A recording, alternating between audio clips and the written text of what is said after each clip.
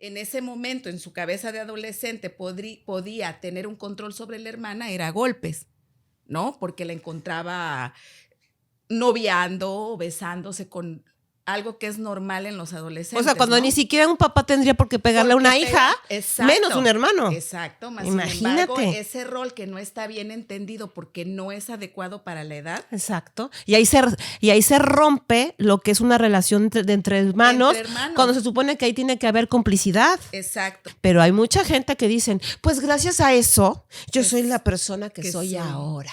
Claro. ¿No? Pues sí, eres muy responsable, eres muy trabajador, pero te tafileas. Exacto. Y estás depresivo. Exacto. Y estás ansioso. Ataques de pánico, estados ansiosos. Exacto. Bueno. Depresiones profundas, fibromalgias, todo lo que termina temas emocionales. Ajá. Somatizando o llegando a un quiebre emocional. Exacto. Podrá tener el niño 9, 10 años, pero le van a decir, tú eres el hombre de la casa, cuando ni biológica ni emocionalmente un niño está preparado para ese rol. O que se lo asigna él solo. Exacto. Porque ha pasado que también hay chicos que nadie les dice nada, pero culturalmente se asume que deben de ser los... Exacto, que deben de ser como que los hombres de la familia. Crece con una mamá que en vez de protegerlo y cuidarlo como lo que es una madre, lo cela. Exacto. Y lo quiere, o sea, de alguna manera hacer, o sea, poseerlo en el sentido emocional, ¿sabes? Entonces, ¿qué sucede con ese hombre cuando crece y quiere relacionarse con alguien? Tiene de dos, ¿eh? O se cree esta situación, claro. o se la cree, ¿no? Y toma a la mamá como esposa, porque sí pasa. ¿Y qué otra cosa puede suceder? Que el hijo se dé cuenta de que eso no está bien y ponga distancia con la mamá, porque también puede suceder, claro. Pero ¿qué tal si no? ¿Qué tal si no? Su psique está tan desordenada que no lo puede identificar. Ella agarra sus cosas, agarra al niño chiquito, está subiendo todas las cosas al carro, y entonces Jeffrey Dahmer le dice, mamá, ¿y qué vas a hacer? ¿Qué voy a hacer de qué, Jeffrey? ¡Irme! Y le dice, ¿y yo? ¡Tú te quedas, Jeffrey! Y dice, ¿por qué, mamá? Porque tú prefieres a tu padre. A mí nunca me incluiste en tu vida porque te la pasabas abajo en el sótano con tu papá diseccionando animales. ¿Cuándo me incluiste, Jeffrey? ¿Cuándo me incluiste? Yo dije, wow. Imagínate la ruptura de apego del... Wow. Yo cuando yo vi esa escena, yo dije, en ese momento, él se fragmentó. Sí, claro. O sea, ¿cómo es posible que tú estés responsabilizando a tu hijo de que no tenías intimidad emocional con él, ni afectiva, por culpa de él? Y porque prefería al papá. Y porque prefería al papá. Cuando fue ella la que se la vivía depresiva. Exacto. ¿Sabe? Hello, bitch. Hello, bitch. Hoy somos bitch porque el equipo reflexivo está incompleto. Sí. Resulta que Ingrid tuvo un imprevisto y pues ni modo. O sea, no pudimos detener el podcast porque pues la vida sigue. Claro. La extrañamos mucho, pero bueno, ya se va a integrar en el próximo episodio. Y bueno, el día de hoy, el tema que preparamos, y que es un tema que yo no sé si a ti te pase, Lore, pero es uno de los temas, es que pocos temas me causan mucho enojo. Ok.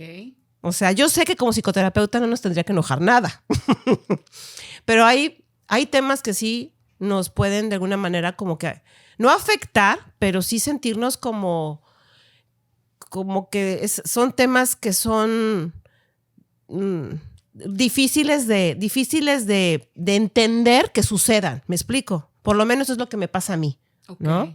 Entonces, este tema en sí habla acerca de lo que es la estructura jerárquica del sistema familiar. Se oye como muy técnico, sí, ¿no? Pero al final de cuentas para que sea más fácil para ustedes entenderlo, ¿qué onda con las jerarquías familiares? ¿O qué onda de las jerarquías en la familia? ¿No? Porque ¿qué sucede cuando se desordenan? ¿No? Porque ¿qué es una jerarquía? ¿No? Pues todo el sistema, tanto del país como del mundo, hay jerarquías, ¿no? Está el presidente de la República, están los secretarios de cada instancia que puede haber en el país, de ahí vienen otros cargos y de ahí viene el pueblo, ¿no? Sí. Bueno, pues en todo sistema existen jerarquías. Resulta que en la familia, pues ¿quiénes son los que se suponen que tienen que estar en el primer nivel de jerarquía? Pues los papás. Uh-huh. Y abajo de ellos, los hijos. Los hijos. Y los padres tienen que estar en un mismo nivel, porque luego resulta que a veces el padre está arriba y la madre está abajo, uh-huh. ¿no? Sí. También creo que, bueno, que es importante para tocar este tema, a lo mejor, primero entender, como decía Edith, la estructura familiar, y es importante, no sé, hacer hincapié como que, bueno, ¿cuál es la finalidad de una familia? Uh-huh. Es trascender en el tiempo, ¿sí? Y dentro de la familia tenemos lo que hay, lo que es la estructura familiar, así como en las organizaciones están los organigramas. En la familia, al menos los psicólogos, los entendemos a través de lo que son los genogramas. Y en la familia, ¿cómo se forma la familia? Bueno, llegan dos personas que deciden estar juntos y empiezan a tener una relación a nivel conyugal, que si se llega a concretar y avanzan y forman un matrimonio o simplemente una pareja, llega un momento en que esta pareja va a procrear hijos y en ese momento se crea otra parte en la estructura, otro nivel en donde ya dejan de ser, no que dejen de ser cónyuges, sino empiezan a tener otro tipo de relación y responsabilidades que es como padres, la parte parental. Exacto. Y después está en la estructura lo que son los hijos, que sería la parte filial, ¿sí? Uh-huh. Exacto. Tomando en cuenta esto es que el deber ser, primero, que la relación conyugal se quede al margen de lo que es la relación como padres. ¿Por qué? Porque la relación como cónyuges se puede extinguir, puede terminar. Pero el deber ser es que la relación de padres continúe si hay hijos que criar. Exacto. ¿Sí? Ahora bien, en estos tres niveles, como lo comentaba la Vich, suele haber inversiones de roles en esa jerarquía. Exacto. Y es lo que precisamente ahorita queremos hablar.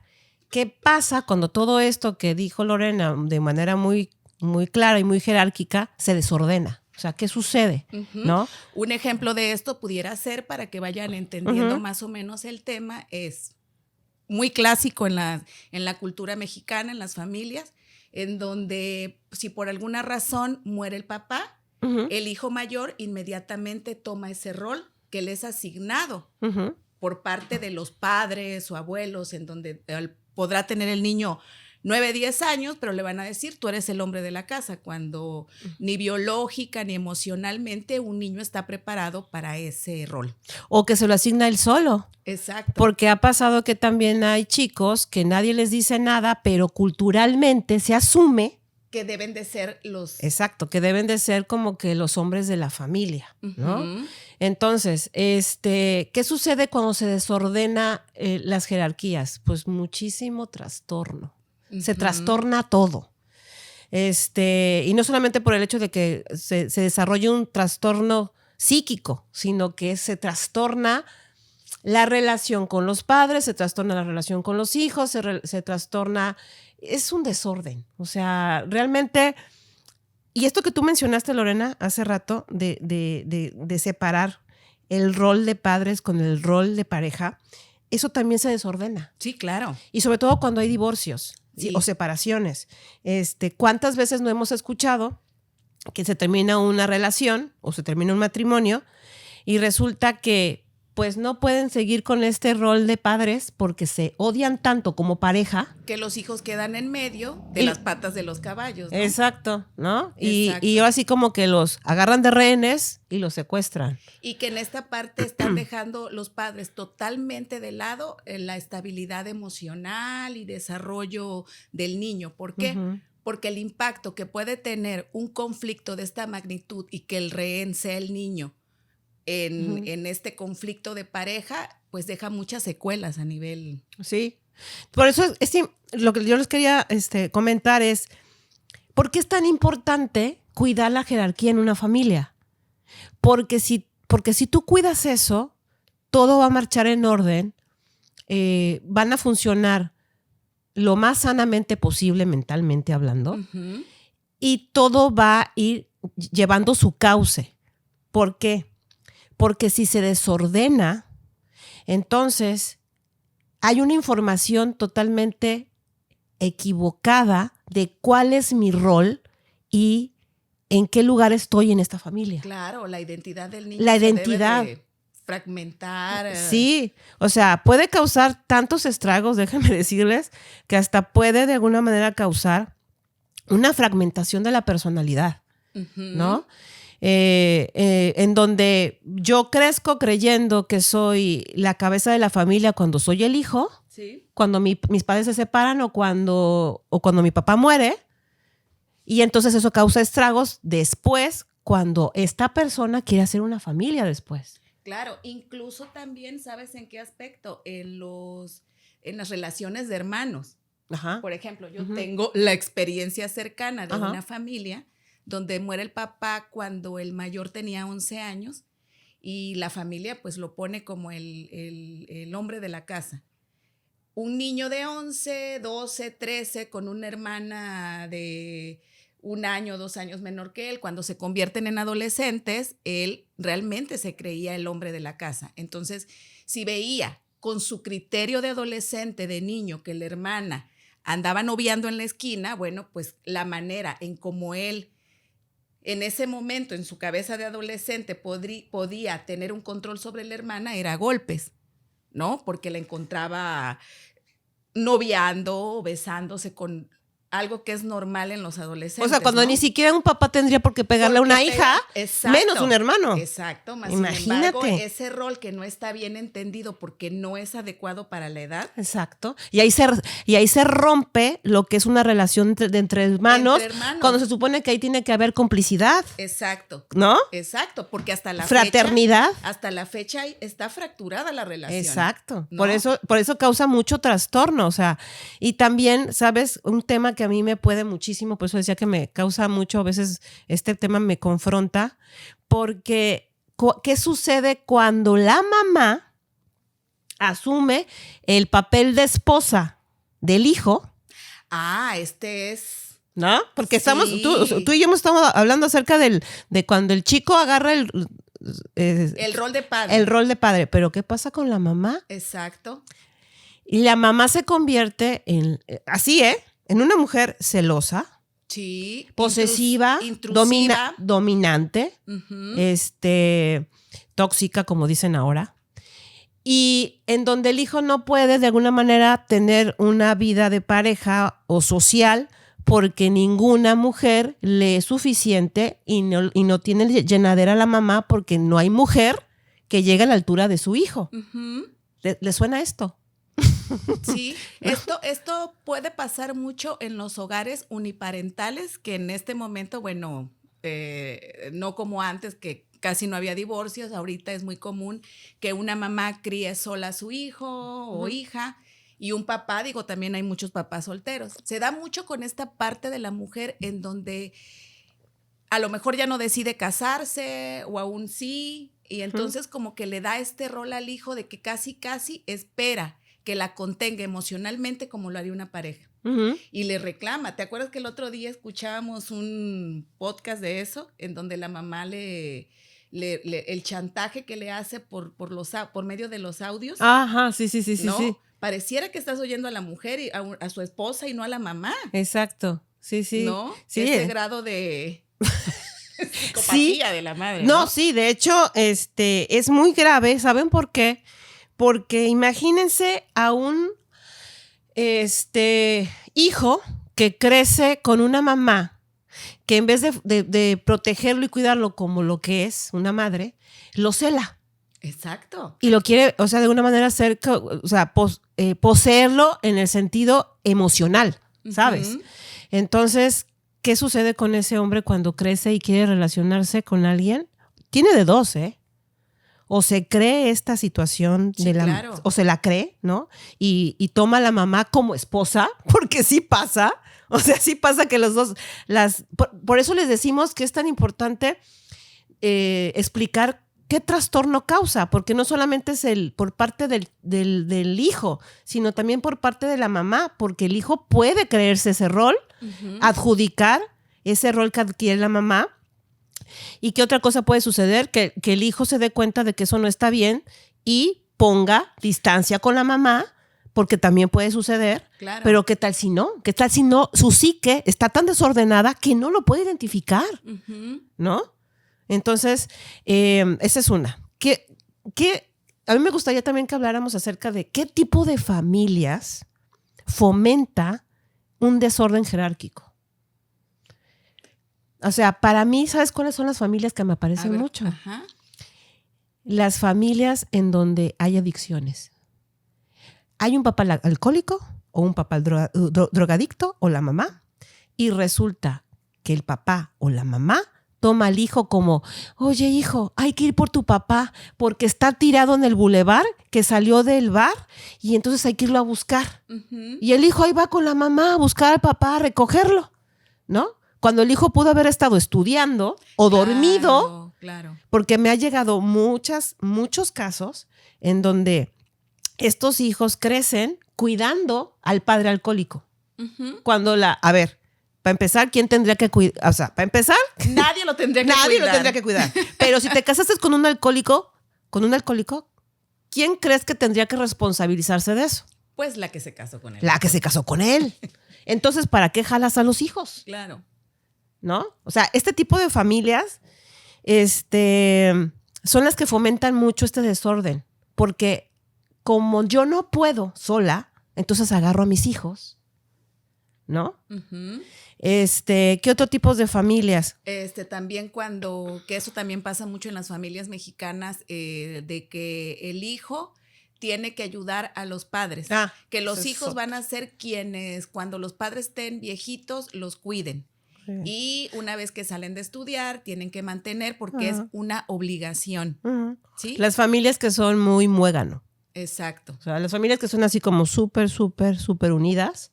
Y así como que aquí somos todos y todos nos ayudamos y aquí nadie entra. Y si llegas a entrar, no sales. Exacto. Entonces aquí te tienes que responsabilizar de tus papás porque nosotros te dimos la vida, ¿no? Sí, es como pagar lo que ya todo lo que te dieron, ¿no? Entonces, fíjate que sucede una situación, Lorena, acerca de las familias y pasa muy seguido. Cuando las mamás descubren, un ejemplo, que los papás son infieles, ¡ay! Cómo les encanta a las mamás agarrar a los hijos de psicólogos. Y déjate de psicólogos, de sus mejores amigos. Eso, cuando no hay un límite. En las familias, para que haya una estructura adecuada, tiene que haber una autoridad y se tienen que establecer límites. Autoridad, hablar, no es de regañar, es de poner esos límites con cierta firmeza sin llegar a ser agresivos o maltratadores. Pero también tener en cuenta que unos límites demasiado flexibles, como tú dices, cuando el hijo se convierte en el amigo, el adolescente, en el mejor amigo. Es el mejor amigo del papá y se van y ya le enseña que las nalguitas y que echarnos la cerveza y todo. Y deja de haber como ese respeto, esa jerarquía. Así es. Sí, en donde independientemente que tengan una comunicación abierta, que es también muy buena, ¿no? Cuando es una comunicación adecuada de padre a hijo y de hijo a padre, es diferente a que no hayan límites. Exacto. Y se pierde ese respeto en donde ya es camaradería en lugar de paternidad, ¿no? Exacto. Y en el caso de las mamás que agarran a los hijos o a las hijas de psicólogos, es contarle la vida íntima de pareja. Claro, para que tomen partido. Exacto. Y es así cuando llegan a consulta y resulta que estoy trabajando con los chicos y me doy cuenta de esta situación y tengo la entrevista con los papás, me dicen, es que mi hijo es mi mejor amigo. O sea, dice, y lo normalizan. Sí, claro. Porque se sienten hasta orgullosos de eso. De que tienen muy buena comunicación. Pero resulta, y lo voy a decir así, y se va a ir muy feo, pero lo tengo que decir. Le rompen la madre a los hijos. Claro. Y no solamente lo hacen con los adolescentes, también con los niños. A lo mejor no lo sientas al niño a platicar contigo de que te fue infiel el marido y que lo descubriste en la cama con la otra. A lo mejor no le dices eso. Papá es malo, pero si le dices, papá lastima a mamá. Ajá. Mami, ¿qué tienes? ¿Por qué estás triste? Es que tu papá nos dejó por otra. O sea, ¿no? ¿Y cómo? O sea, el niño así de qué. ¿Cómo es posible? A ver, por eso les decimos que no se tiene que desordenar la jerarquía. Porque tú tienes que ubicar que tú eres la mamá y que tú eres el papá y que debes de estar en un mismo nivel que él y Exacto. Por debajo están tus hijos y que tus hijos tienen que tener una vida de hijos de su edad o adolescentes de su edad en donde no se tienen por qué ocupar ni de tus problemas, ni de tus traumas, ni de todo lo que tú sufres, porque no les tiene que importar ni un cacahuate. Aunque ustedes digan, es que somos una familia y hay que estar unidos, porque hasta ¿no? Se disfraza así, ¿no? Sí. Pues no, porque lo que está pasando ahí es que tú estás cometiendo un delito, de hecho. Sí, lo que es la alienación parental, que vamos a invitar a una abogada para hablar de ese tema. Sí, es determinante en muchos juicios. Exacto. Y muy difícil de comprobar. Así es. Entonces, ¿qué pasa con estos hijos que llegan a consulta? ¿Cuáles son las consecuencias de este desorden? Bueno, vamos a nombrarlas. Espérate, antes de pasar con las consecuencias, falta una forma también de invertir los roles que ahorita es muy común en estos tiempos, en donde que las mamás hacemos lo que quiere el niño. Y tenemos a los chamacos trepados en la cabeza. No, porque tengo que hacer 2 comidas porque perenganito no le gusta tal las cosa. verduras. No, porque el niño está aburrido. Ahora pareciera que necesitamos tener al chamaco entretenido todo el día. O sea, es que vamos porque ya se aburrió. Mira, ya se va a poner pesado. O sea, ahora el niño manda a los papás. Es que ¿sabes qué pasa, Lorena? Yo he visto este fenómeno que ha cambiado con el paso de las generaciones. En nuestras generaciones, tuya y mía, pues era un extremo de la crianza, que era con la mirada nos dominaban. Claro. Y que con ya déjate la chancla, con un cable, ¿no? O con un golpe de puño cerrado, era de que los padres eran golpeadores y violentadores. Claro. Y tenemos que aceptar que nosotros somos productos de una generación de niñas violentadas. Así es. Somos psicólogas. No, pero luego a veces como que usan el pretexto, nosotros porque somos psicólogas y hemos tenido un trabajo interno, pero hay mucha gente que dicen, pues gracias a eso, yo soy la persona que soy ahora. Claro. ¿No? Pues sí, eres muy responsable, eres muy trabajador, pero te tafileas. Exacto. Y estás depresivo. Exacto. Y estás ansioso. Ataques de pánico, estados ansiosos. Exacto. Bueno. Depresiones profundas, fibromalgias, todo lo que termina temas emocionales. Somatizando o llegando a un quiebre emocional. Exacto. Pero vienen las generaciones nuevas que se van al otro extremo. A la crianza positiva, ¿cómo le cree? Crianza consciente. No, pero así. La crianza consciente es el punto medio. Exacto. Pero de la crianza consciente, que es el punto medio, se van a una crianza permisiva. Totalmente sin límites. Exacto. En donde el hijo manda. ¿No? Que es con lo que tú decías hace rato. ¿No? A mí me pasa mucho en consulta que es así de que, bueno, señora, a ver, ¿y qué está pasando? ¿Por qué le canalizan al hijo de la escuela? ¿No? Y evalúas al chico, evalúas la situación, tienes la entrevista con la mamá y resulta que el hijo no obedece en la escuela. Pues porque no obedece en la casa. Y no respeta jerarquías porque la mamá le dice, es que no quiere. Es que es mucho para él. Y luego se enoja, ¿no? Y a ver, ¿cómo? O sea, a ver, ¿cómo ejerces tu autoridad en la casa? ¿No? ¿Cómo? Le digo, ¿hay consecuencias acerca de cuando el niño no hace las cosas que tiene que hacer? No hay ninguna consecuencia. O sea, como castigos, no. Es que en esta casa no se castiga. Ni se pega. Ni se pega. Ni se grita. Ni se grita.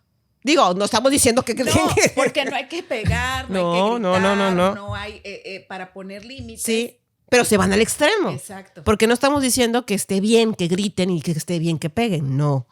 Pero hay mamás que es así, es que en esta casa, bueno, entonces lo agarran también como que en esta casa tampoco hay consecuencias de no cumplir con tus obligaciones. Exacto. ¿No? Que es diferente. Entonces, hay muchos papás muy permisivos que entonces resulta que los hijos se suben en esta jerarquía en donde tienen que estar los papás, los hijos suben. Están arriba de los papás. Exacto. El papá sirve al hijo y hace lo que el hijo quiere. Exacto. Y si el hijo le dice, quiero estudiar en tal universidad, el papá busca la manera, aunque se endeude y aunque no pueda pagarla, pero es que mi hijo tiene que tener y tiene que estudiar en donde él quiere.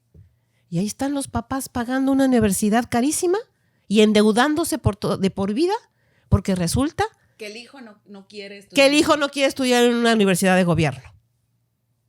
Yo no sé si ustedes, bueno, tú te has dado cuenta, pues la costumbre, ¿no? De decir ustedes, que cuando llegan hijos que están muy enojados con los papás, pero muy enojados, y resulta que cuando tú entrevistas a los papás son pasivos, o sea, no son padres agresivos, son muy permisivos, pero al grado de que no ponen frenos en nada, ¿sabes? Sí, no en nada. En nada. O sea, y estos hijos te dicen, ya cuando estás en la entrevista y estás en tratamiento con ellos, te dicen, es que pues la verdad a mi mamá le va y le viene. No le importa. O sea, si yo voy, vengo, subo, bajo, llego, no duermo, mi mamá le vale. O sea, yo no existo. Eso es maltrato también. Exacto, pero es negligencia. Negligencia, exactamente. ¿No? Entonces, en esta negligencia, ¿qué creen que suceden? Muchos chavos han de pensar, ay, qué padre tener papás que no te digan lo que tienes que hacer y que tengas que cumplir tus obligaciones y tener límites. No es cierto, no es padre. Y eso se lo digo mucho a los chavos. ¿Saben por qué?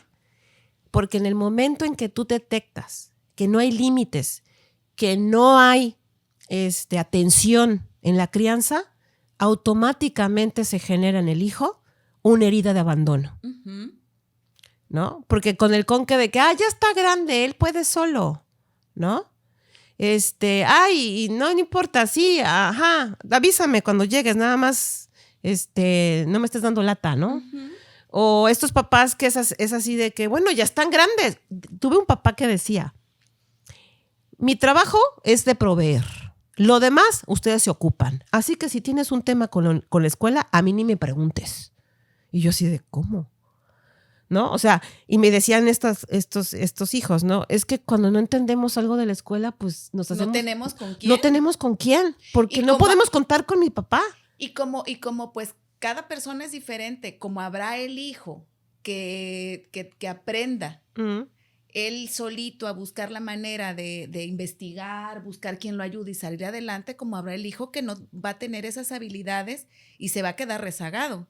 Exacto. ¿No? Bueno, pues siguiendo con este tema de este tipo de hijos y de padres, se genera en muchos hijos un odio hacia el papá que no cumple su rol de cuidador. Y entonces, aparte de que se genera una herida de abandono, se genera una herida de traición, porque se supone que tú... debió de haber sido un criador. Exacto, un cuidador. Un cuidador. Entonces, cuando los padres no fungen como cuidadores y no fungen como adultos, los hijos terminan generándose o ser hijos parentales o hijos que detestan a los padres. Y luego hay un enojo tan grande en ellos por esta falta de cuidado que yo me subo por arriba de ti, que tú no me cuidas, y como tú no me cuidas, entonces me las vas a pagar. Y vienen los hijos violentos. Exacto. Independientemente de los que ahí tienen adicciones, porque hay hijos que no tienen adicciones, pero son violentos. Sí, claro. El tema de la adicción es una manera en cómo se han regulado, ¿no? Pero pueden hacerlo con los videojuegos, con malas amistades. Hay quienes toman el buen camino y a lo mejor me pongo super nerds y en los libros encuentro la forma, ¿no? Exacto. De mostrar mi identidad, ¿no? Aquí lo importante también es es que tenemos que estar consciente que, de hecho ya lo hemos comentado en otros podcasts, que la identidad del niño y la manera en cómo el niño se va a desarrollar va a depender en todo momento de sus padres, de sus criadores. ¿Sí? Ya les decía que así como en la primaria nos enseñan a leer y a escribir, los papás son los que nos van a enseñar a gestionar nuestras emociones. Se supone. En momentos importantes como lo son la niñez, la adolescencia, y si en estos momentos tan cruciales para el ser humano no se encuentran con una guía adecuada, entonces es claro que estos niños están formando su identidad en retazos. Exacto. Y como ellos se dan a entender. Así entonces, es. si queremos tener adultos productivos, adultos que se regulen sanamente, tienen que haber unas bases sólidas y eso tiene que ser con la crianza. Exacto. Podemos dar muchísimos ejemplos, antes de empezar con las consecuencias, pero porque se me ocurren muchísimos. Sí, claro. Por ejemplo, yo no sé si tú recuerdas que tuvimos una compañera en la universidad, a mí no se me olvida. Ella estaba estudiando la carrera de psicología y en segundo semestre, ¡pum!, dejó de ir. Resulta que sus padres se divorcian, el papá se deja de responsabilizar de los hijos y de la madre, deja de ser proveedor, entonces ella se sale de la carrera y se pone a trabajar. Ya ves aquí. Entonces, cuando ella regresa a la universidad para ver el tema de lo que estaba pasando con la carrera y que se iba a dar de baja, le dije, bueno, ¿qué pasó? ¿Por qué dejaste de venir? Me dice, es que tengo que trabajar. Y yo, ¿pero por qué? Porque mis padres se separaron, mi papá ya no provee y pues no hay quien lleve comida a la casa. Y fíjate, y yo a esa edad de 19 años, porque pues yo tenía esa edad, y ella 18, le digo, fíjate, yo bien chava, ¿no? Le digo, ¿y tú por qué tendrías que trabajar para darle de comer a tu mamá? Que está discapacitada. Ajá, exacto. No le dije eso, ¿no? Pero fue así, y entonces se quedó así y me dijo, ¿sabes qué me contestó? Y su contestación se me quedó muy grabada. Me dice, ¿y entonces qué hago, Edith? Me muero de hambre. Mi mamá no sabe hacer nada. Pasó el tiempo, la seguimos viendo, ya fuera de la carrera, yo la seguí frecuentando, pero ella frustrada de no seguir su vida de estudiante, que le correspondía vivir. Claro, y si es quien yo pienso, pues era alguien muy competente intelectualmente, exacto, ¿no? muy inteligente. Lástima, sí, exactamente, sí es ella. Entonces, pasó el tiempo y ya la fui a ver, ya habían pasado los años, ya estaba yo por salir por la carrera, y en eso le digo, bueno, ¿y qué vas a hacer? ¿No? Ya te diste de baja de la carrera, ¿vas a regresar a estudiar? No, Edith, no puedo. Y yo, ¿pero por qué no? Si ya estás establecida, ya. Pues sí, pero le digo, bueno, a ver, dime una cosa. Ya estábamos más grandes, ¿no? Y le digo, oye, ¿y tu mamá? Digo, ya pasó el trauma de la separación, ¿no? Claro. Ya veo bastante respuesta a tu mamá. Ya la ayudaste, ya te sacrificaste por ella. ¿No podría ella de alguna manera ya responsabilizarse de su rol? Claro. Y me dice... Pues me imagino que ya luego menos, porque ya era más grande. Y me dice, no, Edith, con mi mamá no se puede. Y ella no pudo seguir estudiando, se tuvo que dedicar a trabajar. Claro. Se casó, tuvo hijos. Una cosa lleva a la otra, primero la mamá, luego los hijos, sus responsabilidades. ¿Y qué tenemos? Una mujer frustrada. Exacto. Esas son las consecuencias, ¿ya vieron? Con los ejemplos, ¿saben? Entonces, y así les podemos dar múltiples, no sé si tú tengas más ejemplos, que sean diferentes de lo que hemos estado diciendo, ¿no? Pudiera ser el ejemplo, que fíjate que en las familias mexicanas nuevamente, bueno, o de Latinoamérica pasan mucho. Y cuando es una familia numerosa, que no sé, son 5 hijos, a lo mejor los 3 primeros los crían con todos los cuidados, toda la atención, toda la contención, pero ya cuando es el quinto, A lo mejor el último hijo no tiene la misma historia de vida que el primero, en donde al último le dieron toda la libertad. Toda la libertad. No hubo límites, hubo condescendencias, ¿no? Y cuando en el primer hijo es que mis papás, me estás hablando de otros papás porque con nosotros eran bien estrictos, no nos dejaban ir a todos lados, nos teníamos que ganar las cosas. Qué raro, ¿no? Que contigo es una historia diferente. Sí. Obviamente con consecuencias diferentes. Sí. Pero puede pasar que dentro de una misma familia la estructura de las jerarquías también tenga diferentes matices. Uh-huh. ¿Sí? Sí, sí. Y ¿sabes qué pasa, Lore? Que ya ese es un tema más como, sí, de jerarquía, pero tiene más que ver con la crianza, con el tipo de crianza. Porque sí es cierto, los padres, yo tengo 3 hijos, y los padres aflojamos con el último. Sí, ¿no? Pero bueno, ya es un tema de crianza, ¿no? Sí, sí. Fíjate que quería darte otro ejemplo. Cuando los papás no son adultos.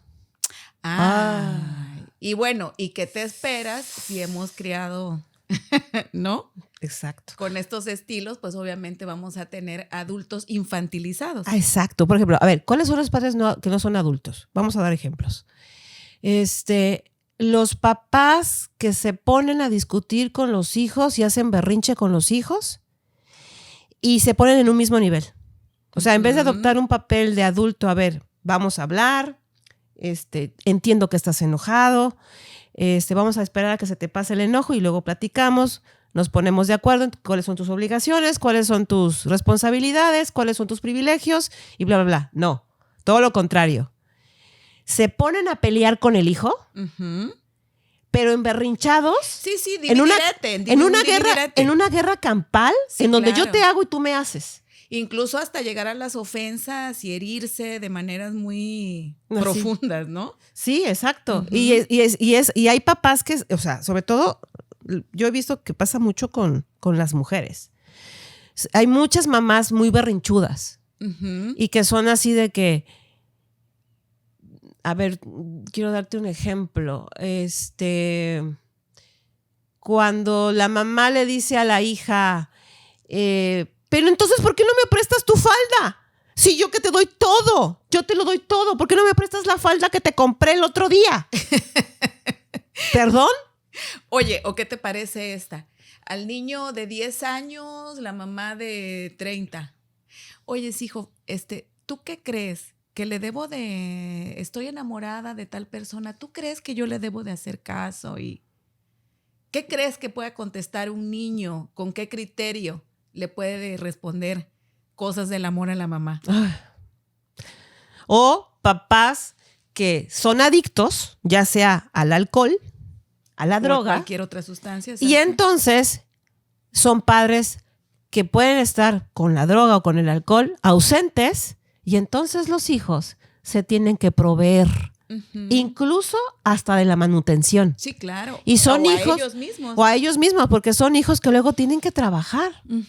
O sea, o que tienen que a lo mejor vender cositas en la escuela, porque una cosa es vender cositas en la escuela para comprarme unos tenis. Claro. ¿No? Y no tener que sangrar a mis padres, o porque yo por el orgullo de comprármelos yo, a que tengo que vender porque tengo que comer, porque mi mamá se la vive alcoholizada o depresiva. Y a lo mejor no son padres adictos, son padres ansiosos, o son padres muy depresivos, ¿sabes? O con trastornos.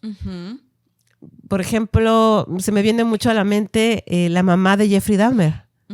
El asesino serial, el asesino de Milwaukee.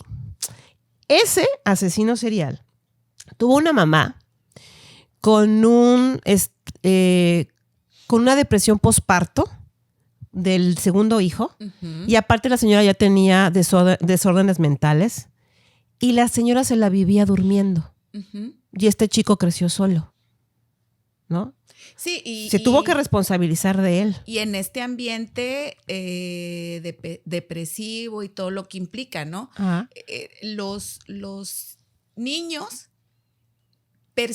aprenden a percibir el mundo de acuerdo a cómo tienen sus sistemas de memoria, de creencias los padres. Uh-huh. Por ejemplo, si un niño crece con unos padres que le temen a todo, no salgas porque te van a robar, también. No porque te vas a caer, no porque te vas a ensuciar, no porque qué voy a hacer yo si a ti te pasa algo. Claro. El niño va a crecer pensando que el mundo es un lugar inseguro. Exacto. ¿Sí? Así es. Y entonces, como de esa manera van a enfrentarlo. Uh-huh. Es lo que pasa con Jeffrey Dahmer, ¿no? Uh-huh. Que esta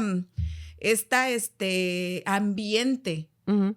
que se provocaba a raíz de estos trastornos emocionales que tenía la mamá, permeó toda una situación de inconsistencia, soledad. Exacto. De hecho, estamos preparando un podcast acerca de exclusivamente de ese caso, uh-huh. ¿no? ¿Y qué más? Pues padres que de alguna manera también, aparte de que no asumen su rol como adultos y se comportan como niños o adolescentes, o padres negligentes o adictos, este tipo de padres que también suelen ser como no saben manejar las emociones. O sea, son analfabetas emocionales. Entonces, cualquier emoción los desborda y no se responsabilizan de ellos mismos. Entonces le echan la culpa al hijo. Por tu culpa me puse histérica. Ajá, y por tu culpa tengo canas verdes, sí. Sí, o por tu culpa tengo diabetes, ajá. ¿no? Porque todos los corajes que me haces pasar, ¿no? Y te pego porque te quiero. Uh-huh. O sea, ¿les suena conocido? Es como decía Ivonne Laborda, ¿no? Uh-huh. Crecen en la alfombra. Así es. De vanidad o de la madre, ¿no? Del egoísmo de la madre. ¿Ah, sí? Que todo tiene que ver con ella. Así Miran es. a través de los ojos de la madre. Exacto. Uh-huh. O sea, estas mamás y estos papás, que es así como que si estás dentro de esta alfombra, que es de manera... En donde yo me tiro al piso y así tú me es. Contienes, entonces sí. Exacto. O sea, estos papás que creen que los hijos les deben la vida y que si ellas se desbordan con sus emociones es por culpa de los hijos y no porque ellas no tienen capacidad de manejar sus propias emociones. Uh-huh. ¿Ok? Entonces, ¿qué más ejemplos tenemos? ¿Qué más? No me acuerdo. Pues yo digo que de alguna manera ya abarcamos, ¿no? ¿Cuáles son las posibles inversión de roles en la jerarquía? Uh-huh. ¿Sí? Bueno, ahora hablemos de las consecuencias. ¿Qué consecuencias emocionales suceden en la familia cuando sucede este tipo de desorden? Bueno, para hacerlo más claro y rápido, es un verdadero caos. Uh-huh. Porque resulta que los hijos no saben qué lugar les corresponde y están en el lugar equivocado, y en donde incluso puede causar en los hijos ataques de ansiedad, sí. Trastornos de la personalidad, niños que no se saben relacionar. Así es. Dependientes emocionales, uh-huh. porque luego quieren encontrar en sus relaciones esta conexión que no encontraron cuando eran pequeños. Así es. Sí. Hijos que están totalmente sintiéndose culpables porque no son suficientes. Uh-huh. ¿No? Claro, porque fue el mensaje. Imagínate a alguien que no se le puso límites, el niño lo interpreta como no importo, uh-huh. No les importo. Uh-huh. ¿No te acuerdas de la película? No rían de mi inglés. To Talk About Kevin. Tenemos que hablar con Kevin.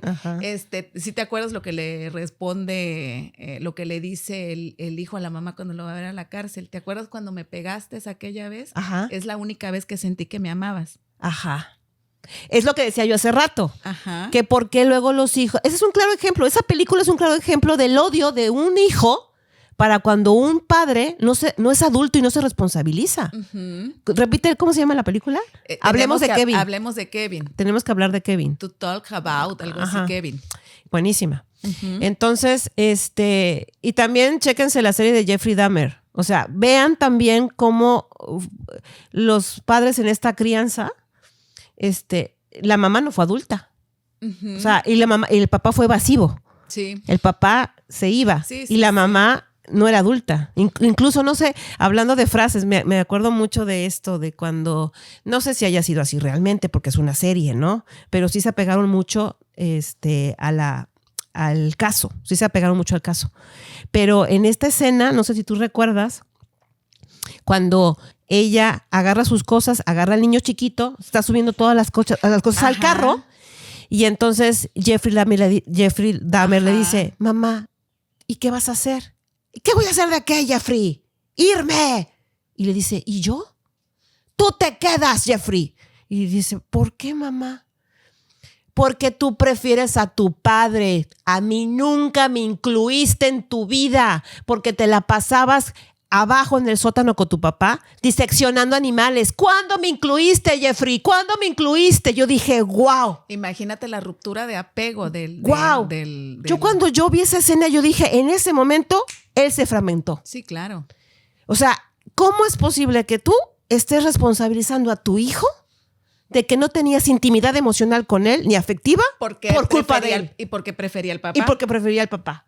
Cuando fue ella la que se la vivía depresiva. Exacto. ¿Saben? Entonces, ese es un ejemplo claro, y podemos decir muchísimos, de muchísimas películas. Pero esa escena, y él dice, pero no me abandones. Mi vida, dice, por eso luego anduvo de matoncito. ¿Ya ven? Él no tuvo la culpa. Pero fíjate que eso lo vamos a hablar en un podcast porque tiene un trauma complejo esa situación, ¿no? Por eso mucha gente no entendía porque fue un asesino serial. Porque decían, ay, ¿pero por qué? Si sus papás no fueron violentos. Por la negligencia y por la falta de asumir este papel. Pero bueno, no estamos diciendo que todos los hijos que no tienen padres adultos se van a hacer asesinos seriales, Exacto. No, porque hay otros factores más. Sí, por ejemplo, pueden decir, ay, pero mi hijo nunca está solo. Ojo, es muy diferente estar todo el día en la casa y no conectar con el niño. Ajá. Estoy viendo el celular, estoy con mis ocupaciones y todo. No, pero yo estoy dedicada al cuidado de mis hijos, sí, porque yo estoy ahí en la casa. Pero no estás. Entonces es exactamente lo mismo. Exactamente lo mismo. Sí. ¿No? Entonces, bueno, imagínense, las consecuencias pueden ser tan graves que hasta puede generar esto lo que es la disociación. La disociación. Así es. Depresiones profundas, suicidios, autolesiones. En esta época es muy común que llegan pacientes en donde dicen tener un vacío, una sensación de vacío que no explican de dónde viene. Sí, mucho, Ajá. Mucho. Y hay veces que no se identifica, ¿saben por qué? Porque no se ve como una situación traumática en donde dices, no, es que cuando yo me accidenté, yo creo que eso a mí me causó, que es muy fácil de identificar, porque hay un recuerdo anecdótico, pero tú no entiendes por qué ese vacío, si yo tuve una infancia bien bonita, ¿no? Ajá. ¿Por qué? Porque se va haciendo ese vacío y esa situación emocional es a lo largo del tiempo. Exacto.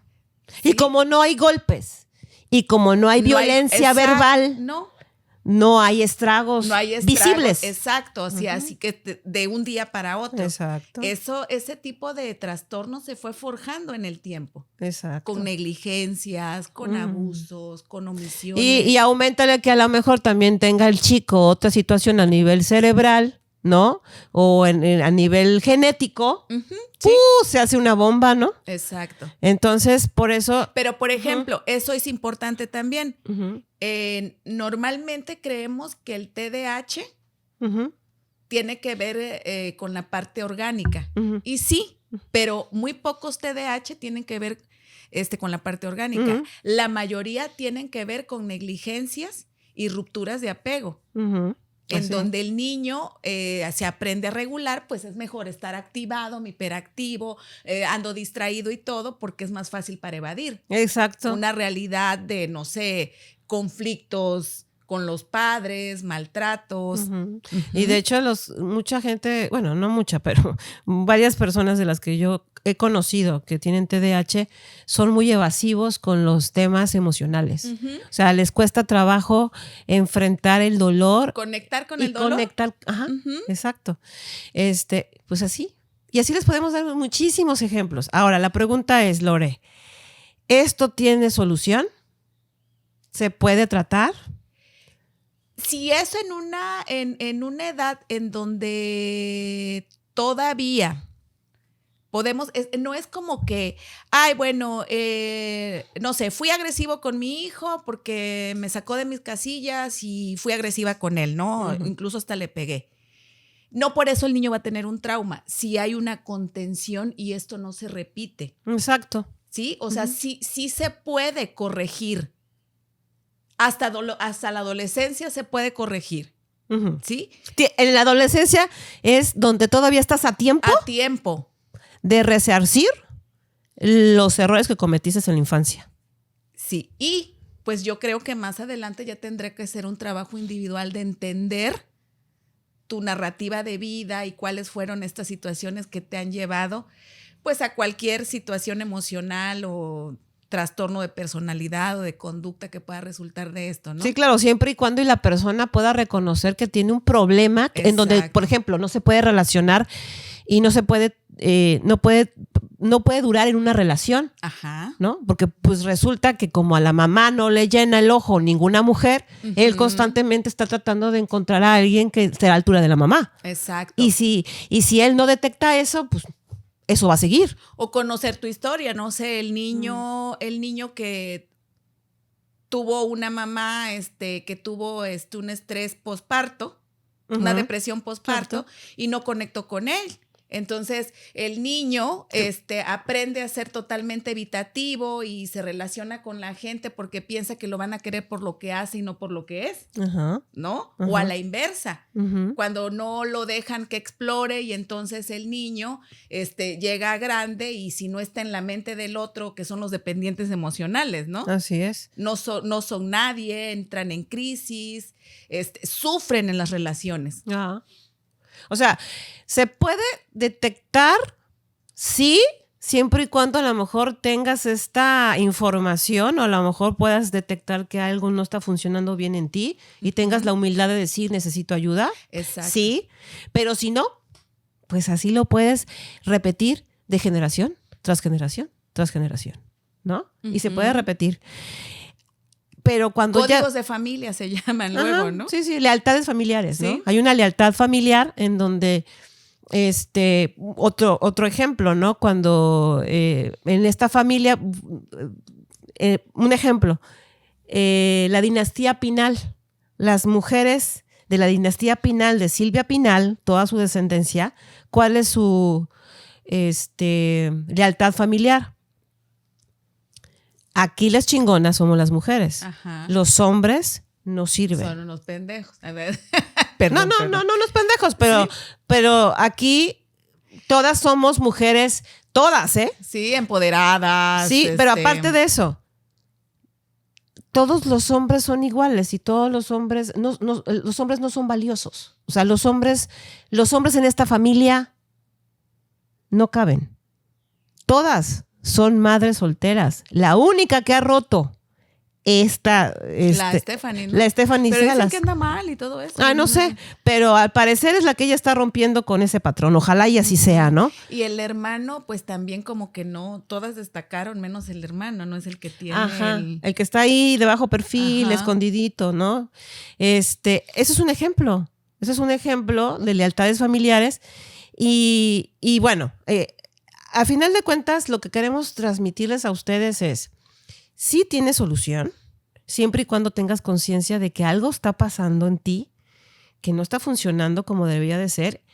Y si vienes a consulta, ¿no? Tener la apertura, uh-huh. Porque en estos temas se abordan muchos aspectos socioculturales. Uh-huh. Mucho. Imagínense estas familias en donde la tradición es la familia de ingenieros en donde todos son ingenieros, ¿no? Uh-huh. Pero uno resulta que quiere ser músico. Uno resulta que quiere ser músico y entonces Se deschavetó todo. exactamente. O tiene que alinearse al sistema aunque él no quiera y termine estando frustrado toda la vida. Exacto. Entonces, aquí lo que sí queda es el hecho de que aparte de que se tiene que dar información acerca de cómo funcionamos culturalmente, también lo que se tiene que trabajar mucho es hacer conciencia de la importancia de las jerarquías. Porque cuando tú le explicas al paciente por qué está tan desordenada su psique, y desordenada no estoy diciendo porque tenga un trastorno mental, ¿eh? Lo estoy diciendo porque realmente se desordena el entendimiento de cuál es mi lugar en esta familia. Sí, claro. ¿Sabes? Y cuál es mi lugar como hijo, cuál es mi lugar como esposa, como esposo, mi responsabilidad para con mis hijos, ¿no? Y la no responsabilidad de hijo para con mis padres. Claro. ¿No? ¿A dónde llegan los límites en esas relaciones? Exacto. Entonces todo se tiene que ordenar. O sea, sí hay solución, siempre y cuando ustedes permitan que el profesional de la salud mental pueda ayudarlos a ordenar la jerarquía de su familia y cada quien se ocupe de lo que a cada quien le corresponda. Exacto. Y miren que cuando sucede eso en terapia, todo sí fluye. Fíjate que yo tuve un caso, así te lo cuento rápido, de un chico que llegó con ataques de ansiedad. Y no entendían por qué el hijo... ¿De dónde? ¿De dónde los ataques de ansiedad? Le voy rascando y resulta que el papá es alcohólico, la mamá agarra al hijo de psicólogo y él es el que carga con los dos. Con los dos. A él cuidándolo en sus borracheras, salvando a la mamá del papá alcohólico y escuchando a la mamá todo su drama de vida. ¿Y sabes por qué tenía el ataque de ansiedad? Porque se iba a ir a estudiar al extranjero. Y los iba a dejar solos. ¿Y cómo los iba a dejar solos? Ay, mi vida. Y ya, empecé a trabajar con él, a ordenar las jerarquías. Y este chico se fue a estudiar. ¿Y qué pasó con los papás? Pues el papá, fíjate que no sé qué fue lo que pasó con el papá y no lo entendimos porque el hijo sigue viniendo a terapia, ya nada más viene de remisión, nada más para mantenerse en equilibrio.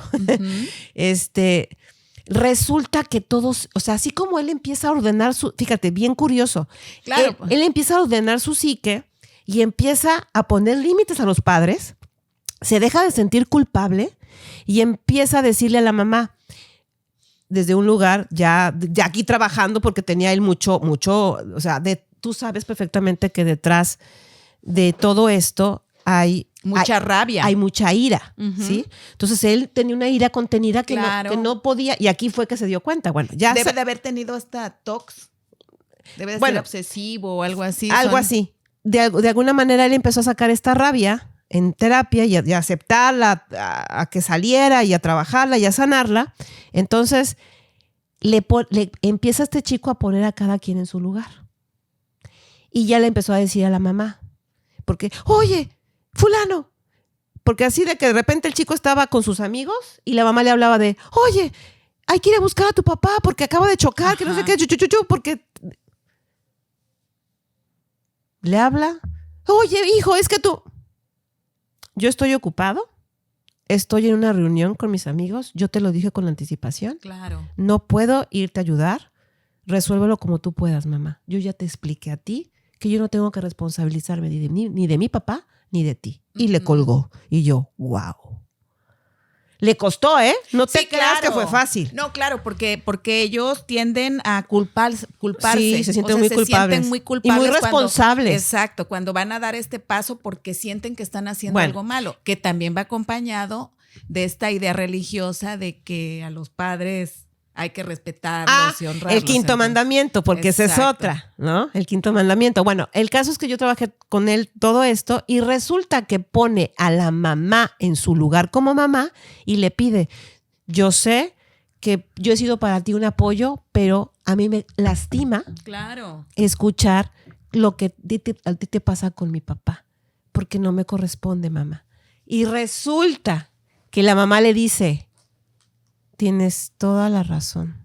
O sea, la mamá reconoce. Sí, claro. Pero claro que él no lo hizo desde un lugar de violencia. Sí, no. Él lo hizo desde un lugar de amor. Ya después de que trabajó todo eso aquí, ya que canalizó todo lo que él sentía, pudo de alguna manera hablar con su mamá de manera distinta y su mamá lo entendió. Porque también es importante decir que los padres no lo hacen intencionalmente. No es la manera como ellos lo aprendieron. Y no son conscientes. Vivir no es algo, lo voy a hacer y voy a...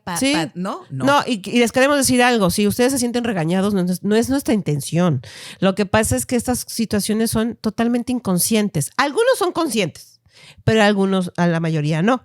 Y créanme que tanto Edith como yo caemos en algunas situaciones de este también, tipo, ¿no? También hemos caído. Lo sabemos con la experiencia propia. También. Entonces, este chico lo que hace es que se va y todo se ordena. Claro. Y yo no sé qué hizo el papá, porque tenemos esa incógnita. Ya le dije a él, ¿ya le preguntaste a tu papá qué fue lo que pasó? Porque el señor ya no toma. Ay, qué bueno. O sea que el señor se ya corrigió no todo el sistema. Toma. Ya no toma. Porque entonces se tuvo que responsabilizar él. Yo creo que sí. Yo así como que no me quiero echar esa medallita a mi saco, pero no me dice, es que, ¿sabes, Edith? ¿Sabes por qué no le pregunto? ¿Sabes por qué no le quiere preguntar? Le digo, ¿por qué no le preguntas? Es que tengo miedo. ¿De que le vaya a reprochar algo? No, tengo miedo de que si yo le pregunto, papá, ¿por qué te rehabilitaste y dejaste de tomar? Pase algo, Edith, y regrese a lo mismo. No lo quiere ni tocar. Sí, no lo quiere ni tocar. Ya, no te preocupes. No le preguntes nada. No le preguntes nada. Nada más era simple curiosidad. Pero no, el papá ya no toma. Yo espero que siga así, ¿verdad? La mamá ya se responsabiliza de ella. Y él ya, de hecho... Ya hizo su vida. Ya hizo su vida. Súper bien. Entonces, sí se puede. Sí se puede. O sea... De verdad, y se los volvemos a repetir, no es porque sea comercial, de verdad por salud mental.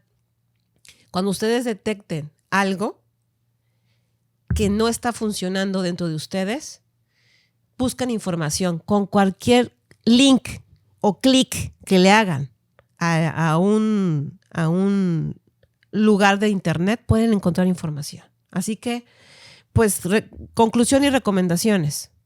Sean adultos y si identifican que se comportan como un niño o como un adolescente, pidan ayuda. Sí se puede. Tengan humildad y tengan en cuenta que las jerarquías son importantes y sus hijos no tienen por qué ni mantenerlos cuando se quedan viudas, ni cuando se divorcian, ni cuando el papá se va por cigarros. Y no tiene por qué su hijo mantenerlas ni como proveedores y ser sus esposos, ni tampoco ser sus psicólogos. ¿Sí?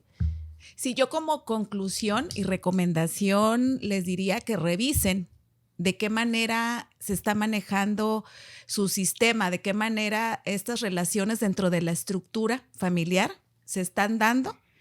Y a lo mejor, digo, si conocían ya del tema, si tenían alguna duda y si luego de este podcast surgen ciertas inquietudes, nos pueden escribir. Pero lo importante es, bueno, no se espanten, no piensen que están haciendo algo malo, que no están haciendo las cosas como deben de ser. Recuerden que siempre se puede recapacitar y reencaminar. Entonces, aquí lo importante es que la familia realmente funja como lo que es. Ese sistema que crea niños para que más adelante sean adultos de bien en la sociedad. Ajá. Y que trascienda de la mejor manera y adultos sanos. Exacto. Con adultos sanos. Así es. Entonces, mantengan la estructura de jerarquías del sistema familiar en su lugar. Los papás tienen que estar a la par, papá y mamá. Abajo tienen que estar los hijos, dándoles voz a los hijos, responsabilizándolos, conteniéndolos, dándoles cumpliendo obligaciones, dándoles privilegios, pero sobre todo proveerlos de lo que necesitan. ¿Sí? Y tener en cuenta que dentro de esta estructura familiar tiene que haber autoridad bien manejada, no agresión, autoridad bien manejada y límites. Exacto. Autoridad, no autoritarismo. Exacto. ¿Sale? Y límites, pero pues bueno, esas son las recomendaciones que les damos las bitch. Sí. Perdón, las psicoterapeutas. Hoy nos deberíamos de llamar bitch, cuando no venga Ingrid. Vamos a hacer una sección de bitch. Bueno, pues entonces, gracias por escucharnos. Síganos mandando sus recomendaciones. El próximo podcast va a ser de un tema que nos sugirieron en redes, acerca de ¿qué pasa después de que qué pasa después de que estudiamos una carrera? Y en este caso vamos a enfocarlo en la carrera de psicología. ¿Qué onda? ¿Qué sucede cuando salimos? O sea, ¿qué va a pasar después de que salimos de la universidad? O sea, ¿y después de la carrera qué? Exacto. ¿No? Que muchos jóvenes que están en esta etapa, es muy normal que tengan ese miedo al futuro. Exacto. O miedo al fracaso. Y miedo al cambio. Y miedo al cambio. Que tiene que ver con el miedo al cambio, ¿no? Y que es una nueva etapa de vida. Pero bueno, lo vamos a abordar en el siguiente podcast con un invitado. Ajá, muy especial. Muy especial y que sabe mucho del tema. Exacto. Bueno, entonces, nosotras somos las psicoterapeutas. Bitch. Bye. Bye.